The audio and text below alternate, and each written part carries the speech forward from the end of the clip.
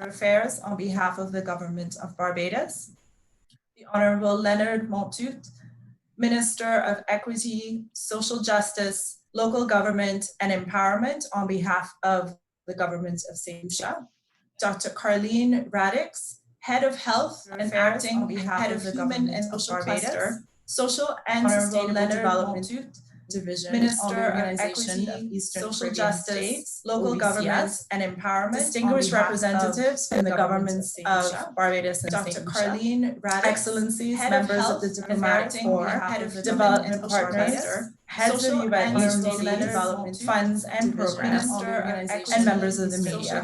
The United Nations and Barbados distinguished representatives from the governments to the virtual launch of the SDG Fund Joint Protection Program entitled Universal Adaptive Social Protection to enhance members' resilience and acceleration of sustainable development goals in the Western Caribbean. My name is Shireen Cuthbert, Communications and Information Management Officer for the International Labour Organization, ILO, Universal Adaptive Social Protection. We want to thank everyone today and for connecting virtually to this Barbados.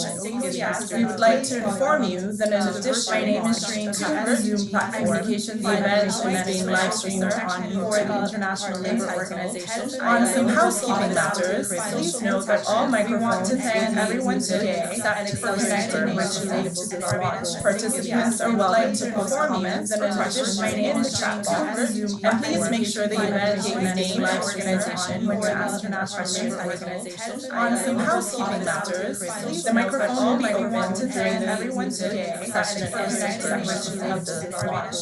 We would like to recognize the participation of a representative, and please make sure that you indicate the name of organization program. UN Resident Coordinator, Mr. Didier, the microphone is physically accompanied by Mr. Aloys, we would like to create UNICEF representative of the Caribbean, and please make sure that Mr. Chapman, Head of the program in the Caribbean. UN and virtually by the representatives of other participants by United Nations Development Program, UNDP, International Labour Organization, ILO, and UNDP. Members of the United Nations Sub-Regional Team, Head of Barbados and the Eastern Caribbean are also virtually by the representatives of other participants. I now invite UN Resident Coordinator, Mr. Didier to deliver his Labour Organization, ILO, and UNDP. Members of the United Nations Sub-Regional Team. Good afternoon, everyone, and welcome to this launch of the UN SDG Fund Social Protection Program for Barbados, St. Lucia, and the OECS. I want to especially welcome Honorable Cynthia Ford, everyone, Minister, welcome to this launch of the UN SDG Fund for Equity, Social Justice, Local Government and Empowerment, and the Government of UNICEF.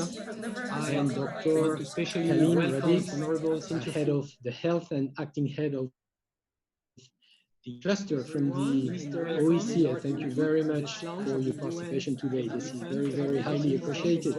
I want also to thank other regional government representatives, excellencies, international development partners, members of the media, and of course, all of those who are following us today from the Caribbean and elsewhere via live streaming. I also want to recognize my various colleagues from UN agencies, including the 5 participating in the program. I have besides me the 2 co-leads of this joint program, UNICEF representative and elsewhere, Aloys via live stream. And I also want to recognize my Chapman from UN agencies, ILO, representing the 5 participating in the program. I have from UNDP and 2 co-leads of this joint program, UNICEF representative and we are employees this joint program.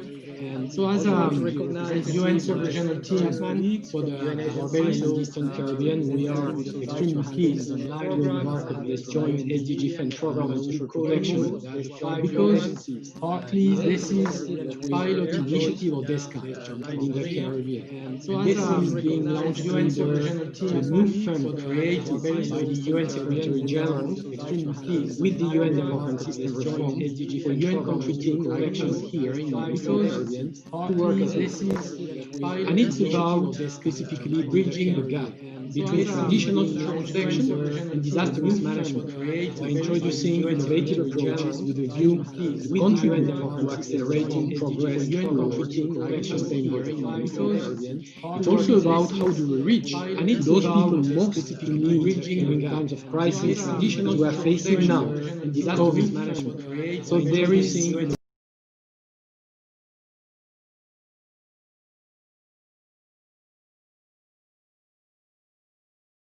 how do we reach those people most in need with the governments of crisis, people of we are facing now, and contribute to the transformational changes where seeds inherent vulnerabilities challenge the traditional development paradigm. And actually, 3 weeks ago, we were here, and it's those people, most of you, the government crisis, people we are facing now, we were gathering here to put the spotlight. So there is changes, vulnerabilities, and we launched a funding appeal, challenge. So today, we continue to observe a declining number. And actually, 3 weeks ago, we were here, and that's those people, most of you, the government crisis, people we are facing now, we were gathering here to put the spotlight. So there is changes, vulnerabilities, and we launched a funding appeal, challenge. Today, we continue to observe a declining number. And actually, we know that 3 weeks ago, we were here, and that's those people, most of you, the government crisis, people we are facing now, we were gathering here to put the spotlight. Any person who change the Caribbean, and we launched a funding appeal. And this is underlying today, we continue to observe a declining number. And actually, we know that 3 weeks ago, we were here, and that's those people, most of you, the government crisis, however, even we were gathering here to put the spotlight. Any person who change the Caribbean, and we launched a funding appeal. And this is underlying today, we continue to observe a declining number. And actually, we know that 3 weeks ago, we were here, and that's all of this, most of you, the government crisis, however, even we were gathering here to put the spotlight. Any person who change the Caribbean, and we launched so it is true somehow based on the line light, we continue to observe a declining number. And actually, we had called to increase all of this, most of you, the government crisis, however, even we were gathering here to put the spotlight. Any person who change the Caribbean, and we launched earlier this month, somehow Prime Minister the line light, we continue to observe a declining number. And actually, we had called to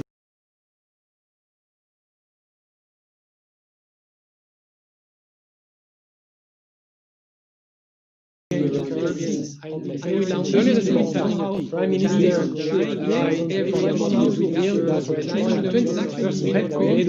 recently Prime Minister and Chastane also painted a green scenario in St. Lucia where COVID-19 had adversely impacted all sectors, including the Caribbean. And we launched earlier this month, somehow Prime Minister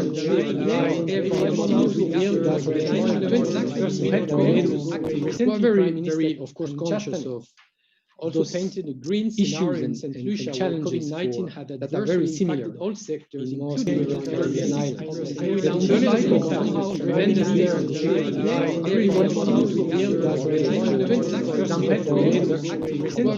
very, of course, conscious programs among other initiatives, issues, and the government of St. Lucia COVID-19 implementation are very similar, comprehensive in most social stabilization programs.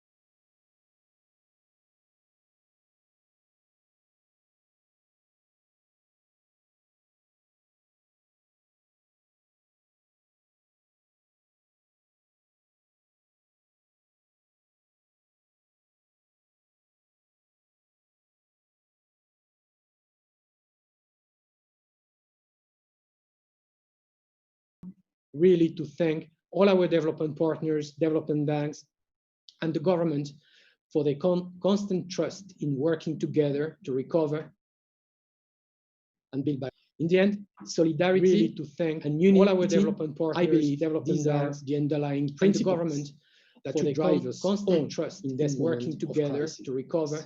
So in this vein, it gives me great pleasure to solidarity to thank and unity all our Joint SDG Protection Program in Barbados, principles Lucia, that should drive us constant trust. Thank you very much together for your participation. So in this vein, it gives me great pleasure to solidarity to thank and unity all our Joint SDG Protection Program in principles Lucia, and that should drive us constant trust. Thank you very much comments and questions for your participation. So in this vein, it gives me great pleasure to solidarity to thank and unity all our Joint SDG Protection Program Thank you, Mr. Group, for providing us with an overview of the Joint Program, which is the first initiative in the region financed by the Joint Sustainable Development Fund, as well as sharing with us how the UN Program is providing us with an overview of action in the region and the first initiative in the region financed by while building resilience to future-related health, as well as economic and climate shock, how the UN as we work together accelerate the region to progress towards in the region and the first initiative in the region financed by. We now move to the next segment of the launch, where we will hear from economic and climate shock, how the UN as we work together accelerate the region to progress action. I would like to first welcome the Honorable Cynthia Ford. We now move to the next segment, Equal Empowerment and Elder Affairs from the Ministry of Empowerment as we work. It's the leading ministry from the government of Barbados, with participation from the Ministry of Finance, Honorable Cynthia Economic Affairs and Investment, the Ministry of Labor and Social Partnership, and the Ministry of Education, as well as leading departments from the government of Barbados, with participation from the Ministry of Finance, Honorable Cynthia Economic Affairs and Investment, the Ministry of Labor. Please feel free to go ahead, Partnership, and the Ministry of Education, as well as leading departments from the government of Barbados, with participation from the Ministry of Finance, Honorable Cynthia Economic Affairs and Investment, the Ministry of Labor.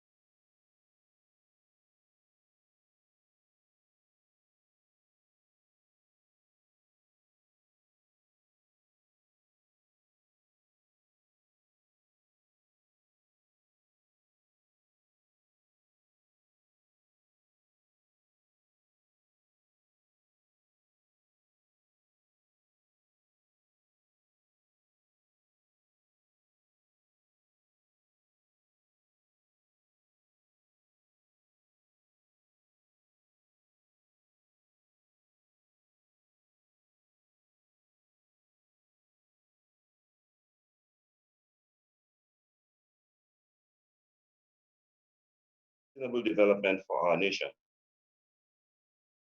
I also express gratitude to our national authorities who have worked hard and with purpose to complete project preparation. I encourage continued partnership and collaboration during implementation towards the achievement of a great outputs and outcomes. Ladies and gentlemen, the government of St. Lucia believes that supporting the poor and vulnerable is a fundamental prerequisite for achieving sustainable and inclusive growth. The government also subscribes to the view that fundamentally, social protection is a human right, which is enshrined as such in the Universal Declaration of Human Rights, 1948, and the Intent on Economic, Social, and Cultural Rights, 1966. Our Constitution here in St. Lucia also makes provision for the protection of the fundamental rights and freedoms of individuals and for protection from discrimination on the grounds of race, sex, place of origin, political opinion, disability, etc. Within these frameworks and others, to include various international conventions that St. Lucia has signed on to, and taking into account the government support to the social sector over the years, it is my view that the government of St. Lucia has and continues to explicitly show its dedication and commitment to addressing the needs of all vulnerable populations and to creating an enabling environment in which they can function optimally and contribute meaningfully. Consequently, within this context, I see immense value to the Joint SDG Fund Program for Social Protection as it will complement government's efforts, that is, in a significant way to achieve the requisite forms and the desired goals in this regard. Moreover, in reviewing the updated work plan for the program, I found immense satisfaction with the focus of planned activities in alignment with 4 key outputs, namely 1, social protection system strengthening, 2, social protection fiscal space, 3, improved tools for social protection, 4, piloting of shock response social protection cash transfer system. Indeed, these outputs and their respective activities reflect a progressive approach focused on evidence-based policy and programming, resilience strengthening and building human capital, an approach which also allows for divergence from traditional short-term responses to social ills and a reorientation and redirection of thought and effort towards long-term investment in social protection for sustainable development. This paradigm shift is critically important as highlighted by the existing situation brought about by COVID-19, which will inevitably demand long-term investments in social protection to effectively deal with the long-term social and economic impacts. Equally important in the design of this program is the consideration given to the important issues of social protection fiscal space, particularly in view of the region's high vulnerability to multiple hazards. And so on this issue, and in Isabel Ortiz and others, I contend that it is to deny the urgent need for governments of the Caribbean region to, quote, aggressively explore options for expanding fiscal space to promote national socio-economic development with jobs and protection. I further echo the sentiments of Ortiz and others to say that today, at a time of fragile global recovery, austerity, and slow growth, the need to create fiscal space has never been greater. As a final comment on the program design, I applaud the emphasis on shock responsive and adaptive social protection, given the island's susceptibility to external shocks and the unavoidable consequences of climate change. St. Lucia fully embraces and endorses this theme, as we believe that a social protection system that is designed to better anticipate and respond to shocks can play an important role in building the resilience of vulnerable households to better prepare for, cope with the impacts of stresses and shocks which are likely to occur at any time. In St. Lucia, over a decade, we have recognized the need to reform the social protection landscape for greater effectiveness and have experimented with various initiatives towards achievement of this objective. In that regard, I will take the liberty of sharing some of the small but meaningful strides that we have taken to address some of the structural challenges of the system. Of significance is the development of a national social protection policy in collaboration with the support of UNICEF. This policy, which was approved by Cabinet in 2015, provides a good administrative framework for the provision of adequate, timely, and sustainable social protection services to respond to the most prevalent risks and vulnerabilities of the population. Although forward-thinking in its approach at the time, this policy will be reviewed and updated under the Human Capital Resilience Project, which is being led by the World Bank, to ensure that it is comprehensive and inclusive, and that relevant cross-cutting themes such as gender, climate change adaptation, migration, resilience building, among others, are adequately considered and appropriately reflected. There is also a draft Social Protection Bill 2015, which will be revised and updated under this program, thereby strengthening the legislative framework for the social protection in St. Lucia. A second area of tremendous progress has been achieved. Another area where tremendous progress achieved is with the development of an updated proxy means test, referred to as the St. Lucia National Eligibility Test. The adoption of this instrument by Cabinet in August 2019 as the authoritative instrument for targeting all government means test programs in St. Lucia. The use of proxy means testing instruments is consistent with St. Lucia's National Social Protection Policy, Key Principle 4.2.1, which states the proper focus of social protections will be improved through adherence to clear selection criteria, objective targeting mechanisms, and subscription to inclusive legislation program rules. Other gainful strides include improvements to the two key social safety net programs, that is, the Public Assistance Program and the Kudme Setlisi, as well as the establishment of a rudimentary central beneficiary register in March of 2019. Notwithstanding progress over the years with respect to advancing St. Lucia's social development agenda, it is noted that poverty continues to remain high.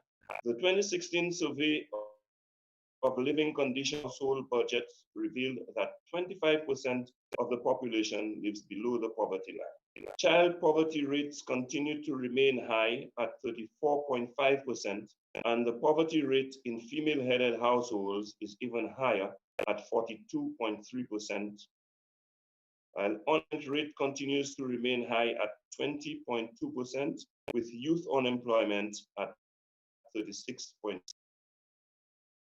Other national growth and sustainable development. With this in mind, the government of St. Lucia and the Ministry of Equity, Social Justice, Local Government and Empowerment eagerly anticipates the implementation of this program, which is expected to contribute towards the creation of the desired enabling for the poor and vulnerable to have predictable access to universal and adaptive social protection. We also anticipate that the impact of the program on the fundamental need to reduce structural inequality, reduce poverty, and build sustainable development. Further, estimation, this joint program will also allow for progress towards achieving SDG 1, that is no poverty, in particular target 1.1, which refers to eradicating of extreme poverty for all people everywhere by 2030, and target 1.3, which speaks to implementing nationally appropriate social protection systems and measures for all, including flaws, and achieving sustainable coverage for the poor and the vulnerable by 2030. As the program, we also anticipate positive steps towards achieving SDG 13, climate action, in particular target 13.1, which strengthening resilience and adaptive capacity to climate-related hazards and natural disasters in all countries. St. Lucia welcomes this opportunity to make a change where it matters and to work towards an equitable and on behalf of the government and people of St. Lucia again extend sincere gratitude to the UN Resident Coordinator's Office and the UN partnering agencies for the kind assistance and support. I look forward to the successful implementation of this project over the next 2 years. Thank you very much. Thank you, Honorable Minister Montoute. I would like now to welcome Dr. Carleen Radix, Head of the Health and Acting Head of Human and the Social Cluster for the Organization of Eastern Caribbean States, who has been designated by Dr. Didicus Jules to represent the OECS today. Thank you very much, Honorable Minister of Equity, Social Justice, Local Government and Empowerment on behalf of the government of St. Lucia. Honorable Cynthia Ford, Minister of People, Empowerment and Elder Affairs of Barbados. UN Resident Coordinator, Mr. Didier Trevec. Distinguished representatives from the government of Barbados and St. Lucia. Excellencies, members of the Diplomatic Corps, heads of agencies, funds and programs, development partners, members of the media. Good morning or good afternoon, I think we're at. It is really, first of all, let me bring greetings on behalf of Dr. Didicus Jules, who sends his apologies as he had a competing engagement with this launch. But he certainly sends his greetings and his support for this very important universal adaptive social protection to enhance resilience and acceleration of the Sustainable Development Goal in the Eastern Caribbean. This SDG Fund addresses an important area in the development for the region. And it works synergistically with the OECS strategic priorities. The first, specifically strategic priorities 2 and 3, which speak to mainstreaming climate, economic, environmental, and social resilience. And by this, we mean that we are better able to adapt and recover quickly from adversity in climate, the environment, economic, and social systems, as well as our strategic priorities 3, support equity and social inclusion.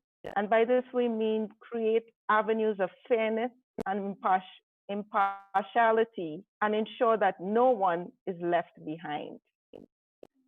This, of course, is rooted in the strategic priority of the OECS Commission, which is to advance and support and to accelerate regional and social integration. Doing things together helps us to move further. More specifically, in our social inclusion and protection framework, which has recently been revised, we look to 2 of the 4 pillars which are addressed with this joint fund. Building effective social protective responses and building human and community resilience. And I'm especially pleased with the shift in focus to COVID-19. COVID-19 has been an extreme challenge for our member states.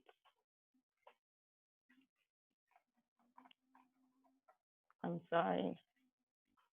It's not just a new challenge, but a new opportunity. And it poses a challenge to our systems the world over. It also forces a rethink of the existing social protection responses and practices. This crisis, like others before, presents an opportunity to explore new approaches, to build new partnerships, and to collaborate more effectively across the UN agencies and across our member states.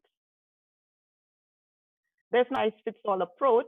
Each of our countries and regions have these characteristics, challenges, and abilities. Specifically, our small and developing states are very vulnerable. Some of the characteristics and vulnerabilities of small island states were noted in the OECD 2018 report of the same name. Small island developing states suffer the largest relative losses from NAS. We are vulnerable. And we are now entering the next hurricane season. In 2017, many of our member states were significantly affected and our social protection mechanisms challenged as both Hurricane Irma and Maria affected multiple islands. Small island developing states were hit hardest by the global financial crisis of 2008. The economy in states rely on a narrow base of products and sectors. This report noted that tourism represents over 20% of the GDP for almost 2/3 of small island developing states. Within the OECD, that number jumps to 40% of GDP. The Eastern Caribbean region took swift and decisive action to contain the spread of the COVID-19 disease, relying on basic measures of hygiene, quarantine, detection, contact tracing, isolation, physical distancing, and travel restrictions. And they have flattened the curve for all of our countries. However, there has been significant economic and social fallout. Preliminary assessments suggest that the economic impact is likely to be more severe than the 2008 global financial crisis. And pointed out, it's likely to be even more pronounced in small and developing states. Travel restrictions have devastated tourism and other related economic sectors. There's a domino effect for the supporting agriculture and service industries. With the loss of jobs, closures of schools, restrictions in movement, more people are in need of social protection mechanisms.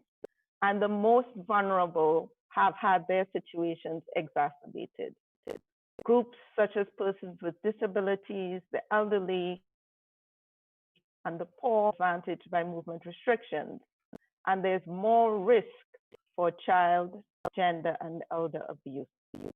A threat on this scale requires a response of equally unprecedented scale, and we need to work together in ways that have never been considered before. To quote the Prime Minister of Barbados, this is a time for global moral leadership. The SDG Joint does just this, allows a way for us to collaborate together in ways that we have not before. The program plans to contribute to the development of an adaptive and universal social protection system in and Barbados through integrated policy development, program design, and service implementation. And this is indeed aligned to help the region address and cope with living in a COVID-19 era. The OECS Commission's Social Inclusion and Social Protection Strategy Framework gives attention to maintaining effective social protection response through strengthening institutional arrangements and the use of social protection to address the needs of the vulnerable, of vulnerabilities caused by climate-related and other shocks such as this. The funds, more specifically, will support the build-out of a clear regional implementation plan for social protection, which will learn from the examples set in St. Lucia and Barbados as we move forward. There's also a planned regional conference on universal social protection in the first quarter of 2021. Of course, we will be using, most likely, modern technology as we are today to deliver this conference, which will allow for important exchange of information and best practices as we move forward as a region. Outside of the areas of the SDG Fund Joint Programme, the OECS continues its role in coordinating with member states in collaboration with UNICEF and other agencies in the scale-up of cash programs, as well as the delivery of psychosocial first aid during this traumatic period for many persons. In addition, the OECS has an education strategy specific to COVID-19 that takes into account the vulnerabilities of children. In conclusion, I want to say that this joint fund will go significantly to advancing the SDG goals, Goal 1 to end poverty in all of its forms everywhere, and Goal 10 to reduce inequalities, alongside the OECS strategic priorities, as we all ensure that no one gets left behind. I thank you. Thank you, Dr. Radix. We would now like to open the floor to questions and answers. We will take a few questions through open mic, so we would appreciate if you raise your hand through the Zoom platform. Please be sure to indicate your name and organization when you're asking questions or making comments. While we may not be able to take everyone's questions, please still put a question in the chat box and we will make sure that you will receive a response after launch. We remind participants that the event is streamed via YouTube, and we encourage those that follow our social media to please repost this event.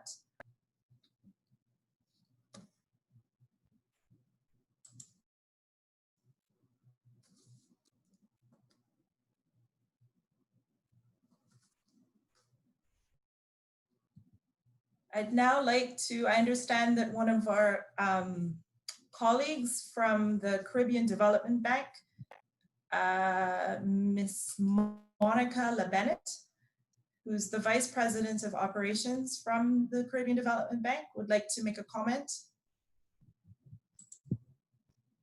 Ms. Bennett, are you? Yes, are you hearing me? Yes, we are, thank you. Good. Chair, representatives of the SDG Fund Joint Programme team, representatives from the governments of Barbados and the OECS member states, representatives of development partner institutions, ladies and gentlemen, good afternoon. It's our pleasure for CB to join our partners from the UN agencies and from the governments of Barbados and the OECS to launch this important program that addresses the needs of the most vulnerable in our society. This launch is indeed very timely given the impact of COVID-19. Chair, COVID-19 has dominated our every waking moment over the past few months, turning our world upside down and transforming in significant ways how we live, how we work, how we interact with each other, hence this virtual launch. More than 2 months have passed since the WHO declared COVID-19 a global pandemic. As noted by several speakers, the impact of COVID-19 in our region has been considerable, in particular on job losses, foreign exchange earnings, and remittance flows, which have all been disrupted. Government revenues have been slashed at the same time that expenditure on COVID-related responses have skyrocketed. Governments across the region are challenged to support those on their central beneficiaries registers. And this situation is compounded by an increasing number of recently unemployed persons from the formal and informal sectors who require, at a minimum, short-term income support. The proactive stance adopted by regional governments has saved many lives in the Caribbean, but the economic and social fallouts have been profound. The service-oriented economies, which employ a large number of women, have been particularly hard hit as a result of closed borders and physical distancing protocols. At CDB, we have developed a program of financial and technical support for our borrowing member countries. Along with our development partners, we intend to provide strategic assistance so that our BMCs can build and strengthen their social and economic resilience in the economic and social sectors over the medium and long term. To date, our board of directors has approved $143 million as part of a package of assistance to help the region to cope with COVID-19. Highest priority is being given to strengthening social safety nets. The bank is also in the process of developing its adaptive social protection strategy to provide short, medium, and long-term support to enhance shock-responsive national systems necessary to protect hard-fought development gains. In addition, the bank's strategic approach is intended to provide a springboard for BMC's sustainable development beyond the impacts of the pandemic, and as articulated in the respective development national plans and the SDGs. Our region is now entering a new phase of COVID-19. Many countries are beginning to ease restrictions, albeit cautiously. Clearly, we're not out of the woods, but uncertainties abound since the vaccine is still months away from being approved. In this new environment, our governments are being challenged to craft measures and strategies that offer adequate protection to every citizen, especially the most vulnerable among us. In that respect, as I said before, the launch of the program is very timely. I wish to express my best wishes for the successful implementation of the program and the bank's commitment to work with the partners on this important issue of social protection. I thank you. Thank you, Ms. LaBennett. I would now like to ask Mr. Clemente Avila of the World Bank Social Protection Cluster. I understand that you also have a question, Mr. Avila. Thank you very much. Can you hear me? Yes. Okay, thank you. Good afternoon, everyone. I am Clemente Avila, Social Protection Economist at the World Bank. I mainly work in Mexico and the Caribbean, and in particular, I'm working in St. Lucia. I want to thank everyone for your remarks and congratulate the UN for this initiative and to the countries that you're working with in this endeavor for several reasons. No? First, the content of the initiative itself is highly relevant as it recognizes the need to expand social protection towards universal access, to improve preparedness, responsiveness to shocks, and to facilitate and accelerate recovery after disasters, which is an agenda that the World Bank fully supports. We're happy to collaborate with all of you as development partners in these agendas. Second, because as has been mentioned by many of you, the initiative couldn't be more timely. This was pertinent even before the COVID-19 crisis, and now it is even more important. No? COVID-19 is threatening to erase decades of economic progress and poverty reduction in the Caribbean. And we know that this crisis, as many others, will have disproportionate impacts on the poor through multiple channels. No? So this will mean job loss, reduced wages, and in general, a drop in labor income, which is the main component of household income for the majority of households. Other channels through which the households will be affected is loss of remittances, potential rises in prices, and disruption in key services such as education. And while many Caribbean countries, including the government of Barbados and St. Lucia, have reacted quickly to provide temporary relief to the most vulnerable and affected by this shock, it is important that international organizations do our part as well and support governments when it is most needed. This initiative will support countries now in these difficult times. Lastly, I also want to highlight the approach of the initiative, the collaboration across UN agencies to better support governments, but also with other development partners like us, like the World Bank. From my own experience working in St. Lucia, I can say that the collaboration between the UN program and the World Bank now, under the leadership of the Ministry of Equity in St. Lucia, has been great. We are now encountering multiple synergies with the SDG Fund activities and the Human Capital Resilience Project by supporting in a coordinated manner, let me underline, coordinated. So the expansion of the main cash transfer program in St. Lucia, the public assistance program, complementing the technical analysis of the reform that are in progress to the legal and policy framework in social protection, and to increase its flexibility and adaptability. And lastly, in supporting the modernization of the implementation of social programs on the ground and in other activities as well.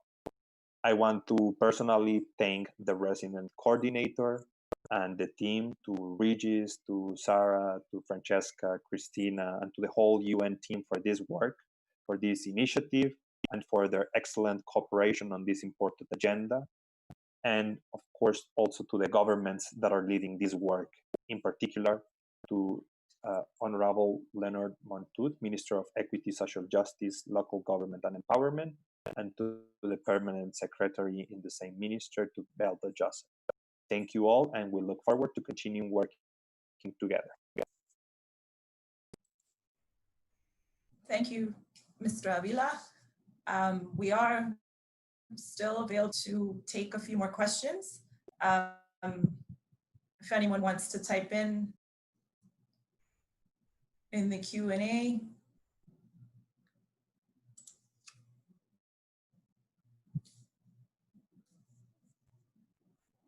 You're more than welcome to, and we will read it out and ask the panelists.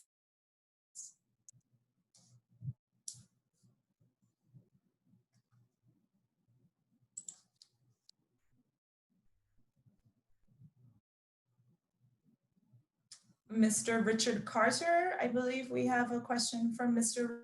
Richard Carter. Mr. Carter, please go ahead. Hello, good afternoon. Thank you to all of the persons participating here.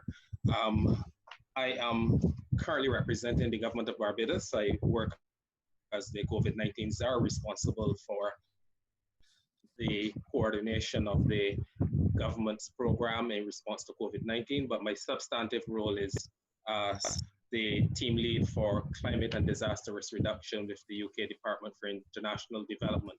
I just had a quick question in relation to the scheme that is being launched today, and to ask of the persons who are behind the scheme, what is the scope for the portability of social protection across multiple countries, particularly given the population mobility in the region?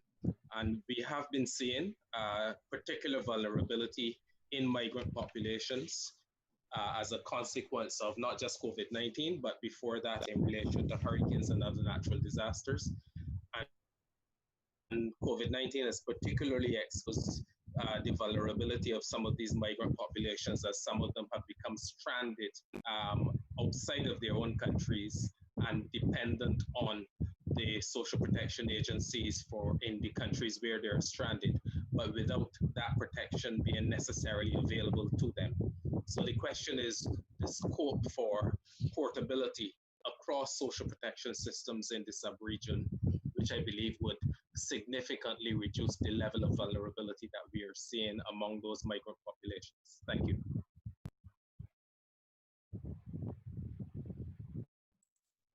Thank you, Mr. Carter.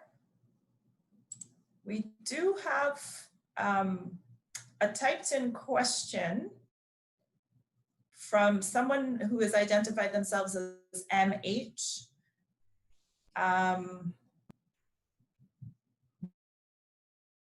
And I don't see the full name or the organization, but I can certainly read their question. The question starts with, although I would largely commend the government of Barbados and the Caribbean, their response to COVID, the gendered response has not been strong.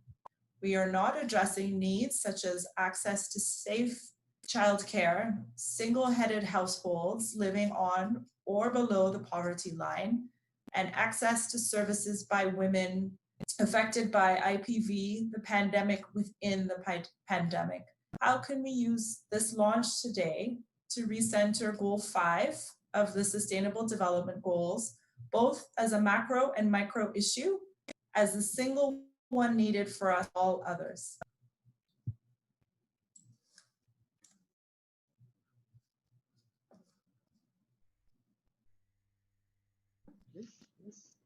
Okay, thank you. Perhaps to respond to Mr. Carter's question on mobility and migrants, that was actually one of the aspects in the design of the joint program that was discussed based on experience in St. Lucia following the Hurricane Maria in 2017, and a number of Dominicans who migrated to St. Lucia and were eventually incorporated into a social protection support.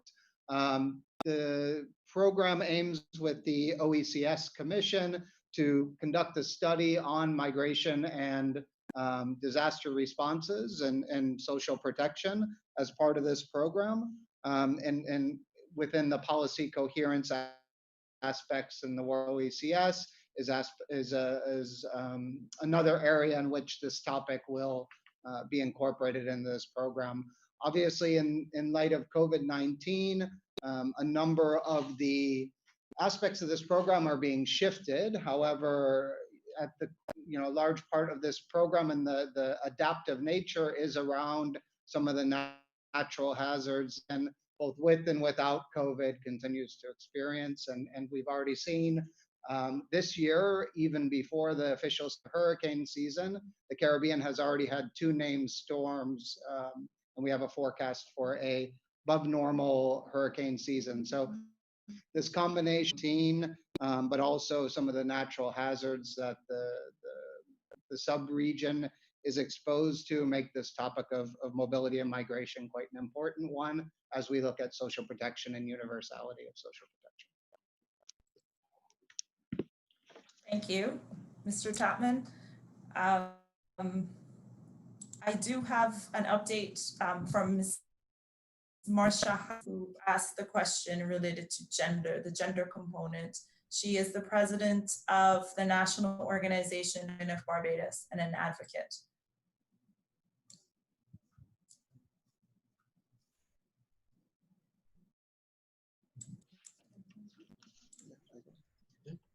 The question related to gender is specifically, how can we use this launch to recenter the SDG, both as macro and micro issues, as one needed to attain all others. Of course, gender equality, the goals, the 3 goals, as many speakers recalled, and the gender is mainstreamed across all the program. So, it's clear that basing policies on evidence that allows countries to better understand the disparities, that will be instrumental, that depending on the context, whether in Barbados and St. Lucia, to better target the beneficiaries. We all know that women, girls are affected in a disproportionate manner by the different shocks, whether they are natural disasters, economic shocks. And we have even seen for the current emergency, the COVID-19 affects more women and girls. On the economic side, for instance, we know that the industry that is most affected is the tourism, and more women are working in the tourism sector. Obviously, they are the worst affected. We talk about gender-based violence against women, against children. Of course, COVID-19 actually compounds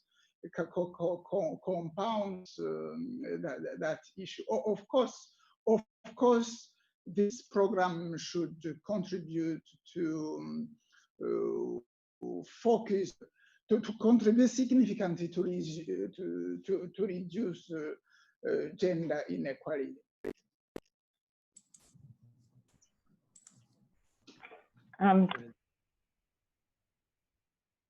Is it sure? I just wanted to add to what was said around the regional approach, certainly within the OECS, with the revised treaty of the BASTER, the Macau Protocol member states.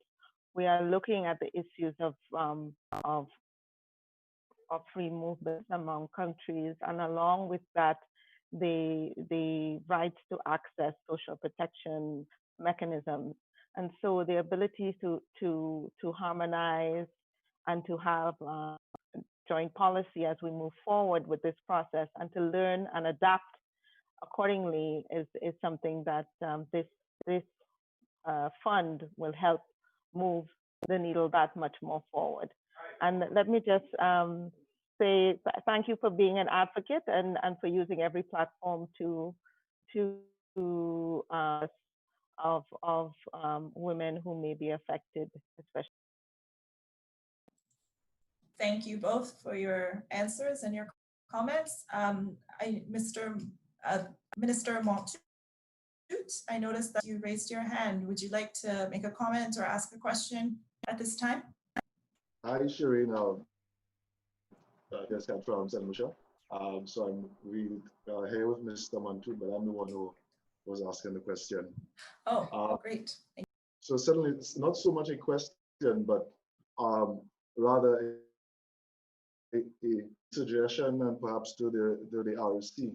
So we note that there's significant amount of unemployment that has resulted as a result of COVID, and to what extent that perhaps the UN system and even OECS can now put on their agenda the issue of unemployment insurance, because clearly a lot of these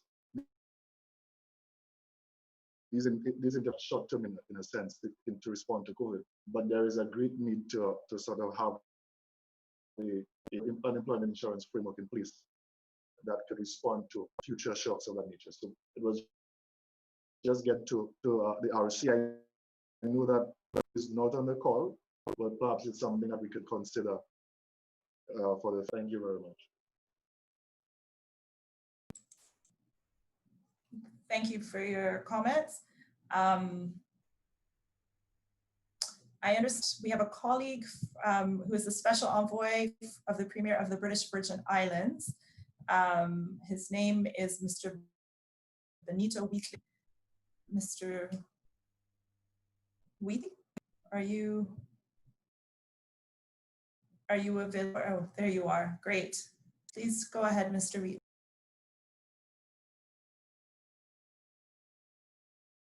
Good afternoon. I just want to say thank you to all the stakeholders for the launch of this program, which is very timely.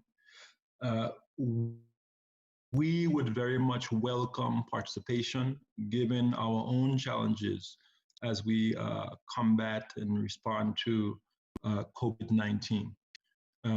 We are hoping that the program is open to all islands affected in the sub-region. Would welcome if Mr. Trebuk could speak to that. Thank you.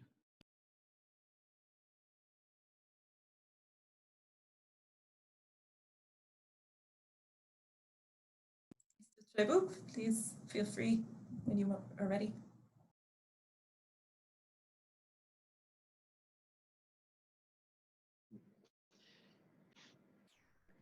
Hello, yes. Good afternoon, and thank you for joining from the British Virgin Islands, and good to see you virtually again. Yes, I can confirm that through the partnership with the Western Caribbean states, we do expect to somehow replicate this type of initiative, shock responsive social protection in the whole sub-region of the Eastern Caribbean. For now, the interventions are really focused in Barbados and in St. Lucia to build on what exists and really to pilot some models as it has been presented today. But we look forward in the future, Mr. Whitley, to through the OECS to have even in the region a social protection strategy and policy to be adopted under the policy binding mechanisms of the OECS. And that can open doors, of course, to our various partners. You have heard World Bank, CDB, of course, here very much involved into similar activities on social protection. So this is this type of coalition that can help also to further extend the coverage of social protection in the region, and in particular also the overseas territories. Thank you very much. Thank you very, very much. We also have a question from Trinidad Newsday, Mr. Ryan Hamilton Davis. He is asking, how can this fund assist in the short term, especially during the COVID-19 pandemic? Can the fund be accessed immediately? Is the fund in its current state able to have a significant effect on social issues that we are facing right now?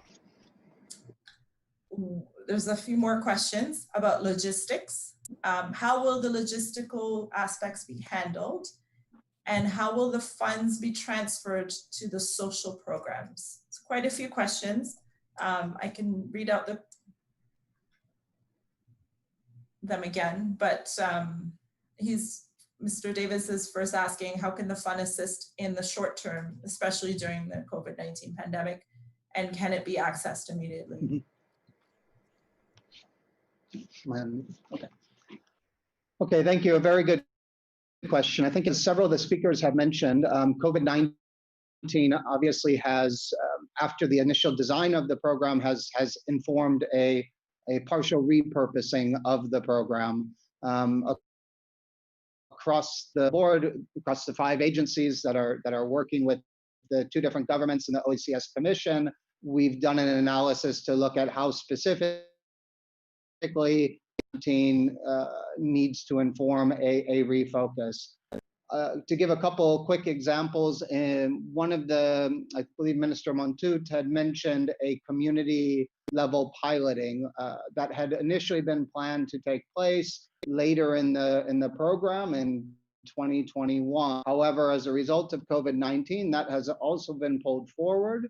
We have been able to utilize SDG funds through this program to increase the number of beneficiaries that will be reached under the public assistance program in St. Lucia. Additional resources from other sources outside of this fund have also been able to be mobilized to help with that expansion.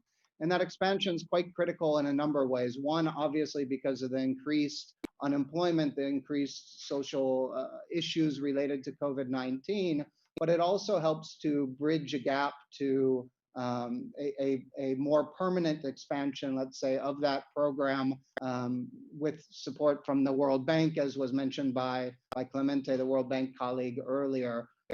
In Barbados, similar discussions on how the original design needs to be adapted to take into account COVID-19.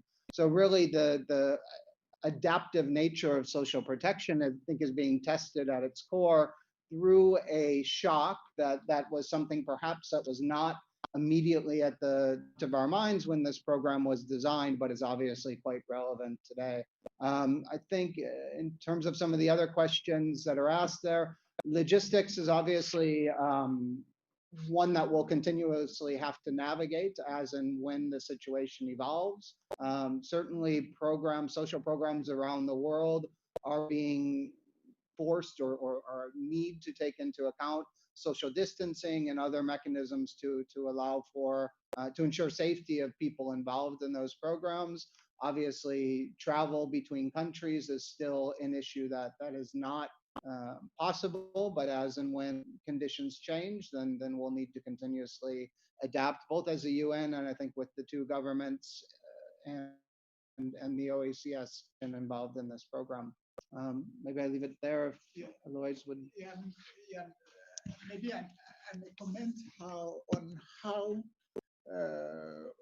we plan to maximize the impact because you're talking about how do we ensure that there is significant effect on social issues faced right now. It's a catalytic fund, which is meant to leverage partnership building on all UN, because you see this is about putting together the assets, the comparative advantage of 5 UN agencies, and ensuring during implementation with countries, Barbados, St. Lucia, OECS Commission, ensuring that we come up with a greater coordinated response from the different partners, starting by the government agencies itself, because it's about ensuring a whole government approach. Because when you talk about social protection, you have several entities in the government that are involved. So then, and as you know, one of the challenges is about fragmentation, and we see that across the Eastern Caribbean and in other regions. So to try to have this whole of government approach, as well as other development partners that are involved in the social protection, to ensure that there is a great synergy, complementarity, so that we may ensure that we increase the reach, we reach more vulnerable people. If I may add just perhaps one more point on this, and you know, the Joint SDG Fund, I think, is an opportunity for collectively the United Nations system to work with the two in the OECS in a much more intensified way to help to adapt social protection programs in light of COVID-19. However, the resident coordinator had also mentioned before the multi-sectoral response plan, and this is where the UN is bringing some of these capacities beyond, perhaps to answer the comment by Mr. Wheatley from BVI. You know, the World Food Programme, UNICEF have worked consistently with the Ministry of Health and Social Development in BVI since 2017. WFP is supporting the ministry now to look at how social protection programs can be scaled up in light of COVID-19, looking at targeting and beneficiary selection issues. And perhaps to circle back to the question on gender, because the St. Lucia program in particular has links to women within the public assistance program. They can be linked to care services, and at the regional level, UN Women is also supporting statistical services unit and the measurement of unpaid care work for the first time ever. So there's quite a lot to Lois had mentioned, but there also are a number of gender-specific actions as well. Thank you.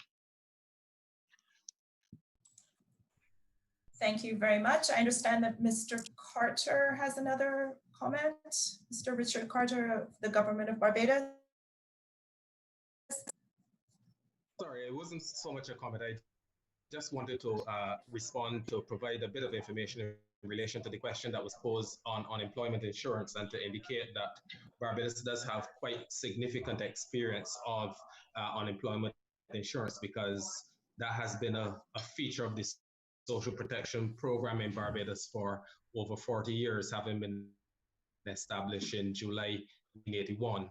And Barbados obviously does have quite an advanced social protection and extensive social protection program. So its experiences are there at the disposal of any of the regional governments that would be interested in pursuing. I understand that we have a comment to request Mr. Ford.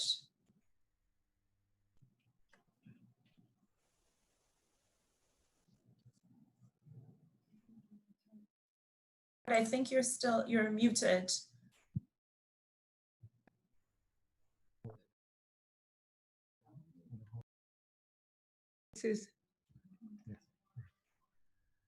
Mrs. Marsha Heitslin had made a comment about gender, and we are all aware of the excellent work that we've been doing over the many years in Barbados with the women and, of course, our children and our boys. And we will continue to work with the single-headed households. This project will assist us in helping to reach out further, since we were doing some investigations over the past year and a half in relation to our vulnerable households, our vulnerable people, and many of them will be the single-headed households, particularly by women.